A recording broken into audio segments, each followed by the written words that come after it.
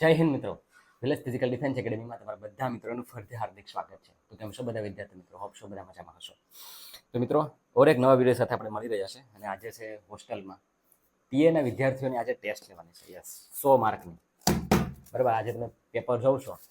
આજે એ બધાને આપણે ટેસ્ટ લેવાની છે બાજુના રૂમમાં.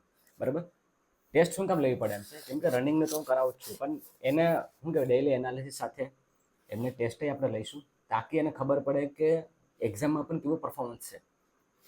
આનું કારણ શું છે ખબર છે? આ લેવી પડે એનું કારણ એવું છે કે આપણે ત્યાં જે વિદ્યાર્થી છે પિયુષ કરીને આવ્યો છે ને, બરાબર, ગઈ વખતે પણ એને પાસ કર્યું હતું ફિઝિકલ, મેડિકલ અને એક્ઝામમાં, પણ એ વિજ્ઞાનના ક્વેશ્ચનના લીધે એનું ફાઇનલ સિલેક્શન નહોતું થયું. 50 ક્વેશ્ચનમાંથી કે સર કે મારા 40-42 ક્વેશ્ચન સાચા હશે, જો મને વિજ્ઞાનના ખાલી 3 થી 4 ક્વેશ્ચન આવડી જાય તો સર મારું ફાઇનલમાં નામ આવી જાય. તો દોડાવી તો હું તમને દઉં જ છું, પણ સાથે સાથે તમને એક્ઝામનું પણ નોલેજ હોવું જોઈએ, એક્ઝામનો પણ ખ્યાલ હોવો જોઈએ. બરાબર, તો એના માટે થઈને આપણે ટેસ્ટ લઈ રહ્યા છે. મીડિયમ લેવલની ટેસ્ટ કાઢી છે. બરાબર, જોઈએ કોને કેટલા માર્ક આવે તાકી એને આપણે એનાલિસિસ કરી શકીએ. કેમ કે તાકી ફ્રી ટાઈમમાં એ રીડિંગ બી કરે. મારો મોટિવ એવો નથી હોતો કે રનિંગ કરાવીને બસ એને ખાલી રૂમમાં પુરાવી દેવા, પણ એને મારો મોટિવ એ બી હોય છે કે એમને થોડુંક એને રીડિંગની બાબતમાં પણ થોડુંક એનું માઇન્ડ જે છે બિઝી રાખીએ. તો આજે પહેલી ટેસ્ટ આપણે લેવા જઈ રહ્યા છે. 100 માર્કની ટેસ્ટ છે, 50 ક્વેશ્ચન છે. બરાબર, ને 1 બાય 1 બધાને આપણે ટેસ્ટ પછી એનાલિસિસ કરીને પછી જોઈશું. બરાબર, તો વિડીયોમાં બન્યા રહેજો. નવા હોય તો લાઈક શેર કરવાનું ભૂલતા નહીં. તો થોડી જ વારમાં ટેસ્ટની શરૂઆત કરીએ. ઓકે મિત્રો, તો બધા બોયઝને બેઠાડી દીધા. બરાબર, ટેસ્ટ માટે તૈયાર કર્યા છે. ચલો બોયઝ, 45 મિનિટનો આપણી પાસે સમય છે. બરાબર, 45 મિનિટની અંદર ટાઈમ ભલે આપણે 1 કલાક મળે, પણ ત્યાં આપણે ટાઈમિંગનું ધ્યાન રાખીએ કેમ કે મીંડા બી પૂરવાના હોય ને. તો 45 મિનિટનો જ સમય રાખા હું ટાઈમ. બરાબર, તમારે 45 મિનિટ પછી તમારી પાસે પેપર લેવાઈ જાય એટલે ટાઈમિંગનું મેનેજમેન્ટ એ રીતના કરી હર 15 મિનિટ પછી હું તમને કહી દઈશ કે 15 મિનિટ થઈ છે. 15 ને 3 વાર કહીશ તમને. બરાબર, ઠીક છે. 50 ક્વેશ્ચન છે, 100 માર્ક છે. ગણિત, વિજ્ઞાન અને જીકેના ક્વેશ્ચન છે. Okay, so all the best. Time now start. Circle. Okay મિત્રો, તો આ રીતના આયોજન કર્યું છે આપણે. બરાબર, બધા ટીએના જ વિદ્યાર્થીઓ છે. બધા ટીએના જ બોયસ છે. ચાલ આપી દે બધા.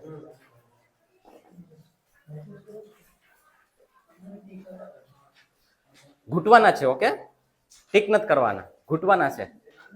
યસ, ઓપ્શન ને અંદર. યસ, ઓપ્શન ના, ઘૂંટવાના છે નહીં, ખાલી નોર્મલ ખાલી. યસ, રાઉન્ડ વ્યવસ્થિત. આલ્ફાબેટનો જે એ હોય કે બી હોય એ ઘૂંટાઈ જવો જોઈએ.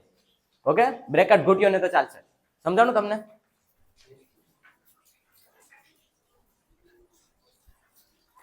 બ્રેકેટ નહીં ઘૂંટ્યો તો ચાલશે, પણ તમારે આલ્ફાબેટનો એ કે બી છે.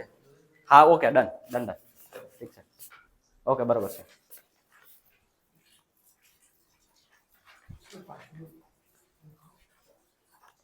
પાર્ટી હોય તો લાગતો આપણે.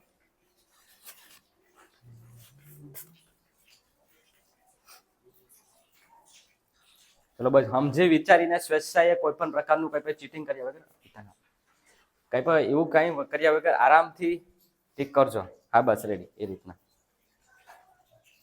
હા, ડન, વેરી ગુડ. થોડો વધારે ગુડ છે. હો, દેખો મિત્રો, આ તમારે ત્યાં જે આપણે 1 કલાકનો ટાઈમ આપે છે, પણ ટીએમાં જો આ મેં સ્ટાર્ટિંગમાં વાત કરી હતી ને આ બોયસની, પિયુષની, બરાબર, તો ગઈ વખતે એને ફાઇનલમાં રહી ગયો હતો અને એમ સમજી લો તમે કે વિજ્ઞાનના ક્વેશ્ચન એમ નહોતા આવડે કે અત્યારે ટ્રેનિંગમાં હોત ટીએની.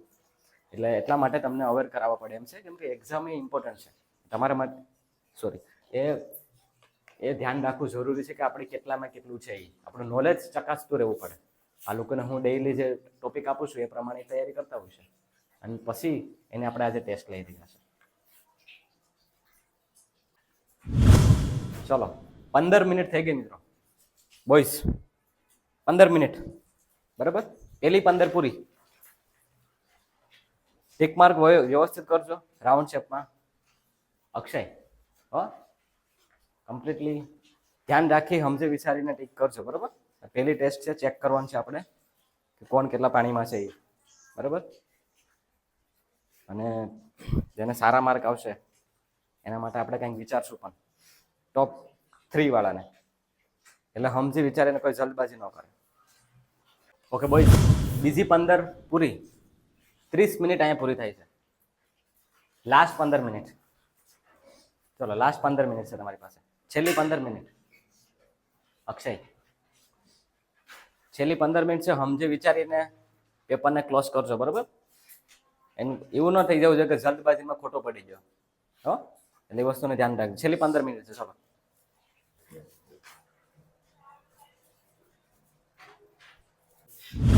બધાને આવી ગયો ને પેપર? બધાને લેવાઈ ગયું? ઓકે મિત્રો, તો ટીએના જે વિદ્યાર્થીઓ તૈયારી કરે છે ને, એક્ઝામમાં આપણે 2 બોયઝ, બરાબર, આ બંને પેપર આપીશું લાસ્ટ ટાઈમ. આપણે એની પાસેથી જાણીએ કે ન્યા પેપરનું લેવલ કેવું હોય. તમે બી તૈયારી કરો ને, ઘરેથી તૈયારી કરે છે, એના માટે ખાસ આ સંદેશ છે, બરાબર?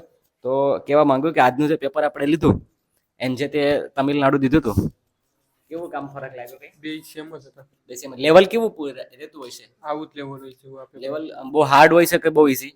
નહીં, નોર્મલ હોય છે. મીડિયમ હશે. ઓકે. તો ઇતિહાસમાં પણ એક્ઝામ તમિલનાડુમાં આપી હતી ટીએની, બરાબર?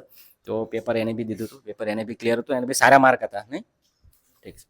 ઓકે, પછી પિયુષની વાત કરું કે જે એક્ઝામ એક્સેલન્ટ જ હતું, પણ એક્ઝામને લીધે ક્યાંક ને ક્યાંક થોડાક માર્ક હાટું રહી ગયું હતું. તો પેપરનું કેવું લાગ્યું તને? પેપર હોય કેવું, મતલબ ત્યાં?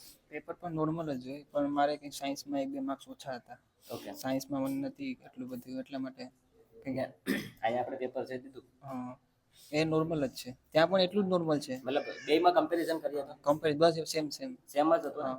ઓકે ઓકે મિત્રો, તો સેમ જ હતું. પિયુષ દ્વારા એ સંદેશો અપાવવા માંગુ તમને કે એક્ઝામની પણ તૈયારી કરવી પડીએ. હવે આ બધાના બોયઝના પેપર તો લઈ લીધા આપણે, સોલ્વ કરશું અને પછી એને માર્ક્સ કહેશું આપણને, બરાબર? બધાને માર્ક પછી કહેશું.